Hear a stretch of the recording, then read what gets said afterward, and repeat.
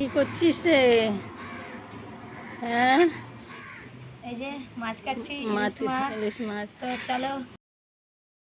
তো ভিডিওটা অনেক বড় হয়ে যাবে বলে তোমাদেরকে একটু ফার্স্ট দেখানো হয়েছে। আর একটা কথা হচ্ছে, আমি এই ইলিশ মাছ ফার্স্ট টাইম কাটলাম। অন্য মাছ কেটেছি, রুই মাছ, কাতলা মাছ কেটেছি।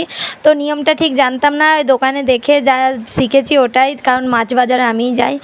আর হচ্ছে যে মাছটা দেখো কাটছিলাম কীরকমভাবে, তো তোমরা একটু দেখো মাছটা কাটা। আর আমার মাছটা কাটতে টাইম লেগেছে 5 মিনিট। তো 5 মিনিটের ভিডিও তো দেওয়া সম্ভব না, তাই তোমাদের 1 মিনিটের মধ্যে একটু স্পিডে ভিডিওটা দেখিয়ে দিলাম।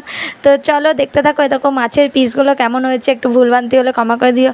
আর ইলিশ মাছ কাটার পরে আমি আঁশটা ছাড়িয়েছি, না আঁশ ছাড়িয়ে মাছ কাটতে হয় আমি জানি না। আমি জানি মানে রুই মাছ, কাতলা মাছ আগে আঁশ ছাড়িয়ে নিয়ে তারপরে কাটতে হয়, কিন্তু ইলিশ মাছটা যেহেতু একটু নরম জাতির, মানে নরম টাইপের, তো মানে ভালো দামি এরকম দেখেছি যে আঁশ না ছাড়িয়েই কাটতে হয়। তো কী করে কাটতে হয় তোমরা একটু কমেন্ট করে জানিও, তাহলে পরের বার তোমাদের মতন তোমরা যেরকম বলবে সেরকমভাবে ট্রাই করব।